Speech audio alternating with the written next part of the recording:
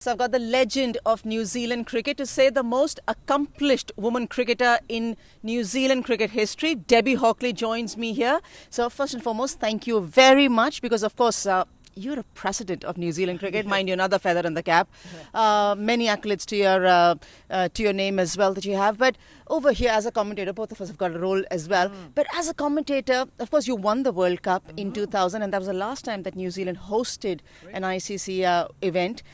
What is it, and what would be the mood or the thought in the camp after having lost a game? Look, first of all, it is magnificent to be hosting the World Cup here in difficult circumstances. I really feel for the organising committee, because they would have loved to have huge crowds in. I just think it's a miracle that they've got it off the ground and that we're seeing cricket, so that's fantastic.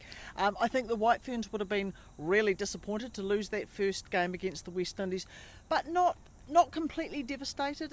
Like in that 2000 tournament, we lost to Australia in the round robin tournament, ended up winning it. So one game doesn't define your team for the whole tournament, and I think that they would have been pleased to beat Bangladesh, and really looking forward to the game against India tomorrow night. When you say and look at the history of India and New Zealand in the past, of course, there's been a series in Queenstown where India finished up as winning that last game. Would you say that now they've understood whether it's New Zealand batting versus India batting, or would you say that the New Zealand bowlers also have a role to play against the India batting? I think it's really even. I don't think it's just batting or just bowling. I think that both sides, with their batting and bowling, is absolutely critical. And yes, India won that last game in Queenstown, but Smriti Mandana was back. She only played the last two games because she was quarantining, and that'll make a big difference to them. I think New Zealand, if they're going to open with their seam attack, they need to be much tighter on their line on length, because I feel that they've leaked runs during the power play. So I think also New Zealand's spin bowlers are probably going to come to the fore, but I think they're going to be really challenged by the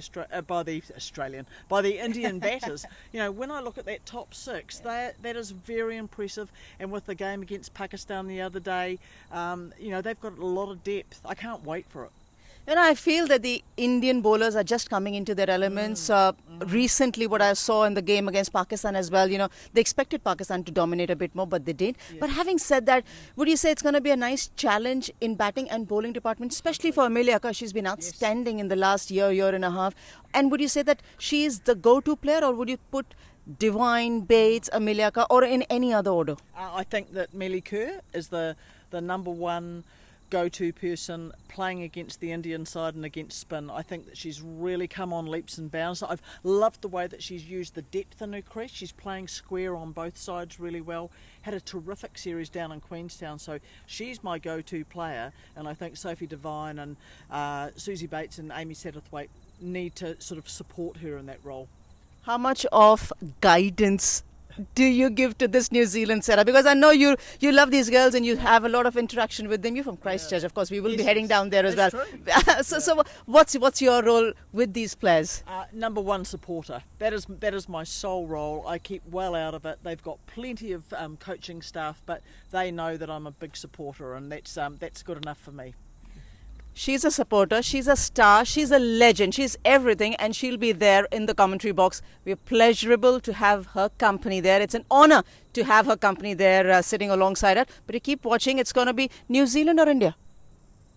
Oh, White Ferns? Goodness me, what a ridiculous question. Yeah, what a poor question. Sometimes I do ask, but I feel it's going to be a close game, and it should be one.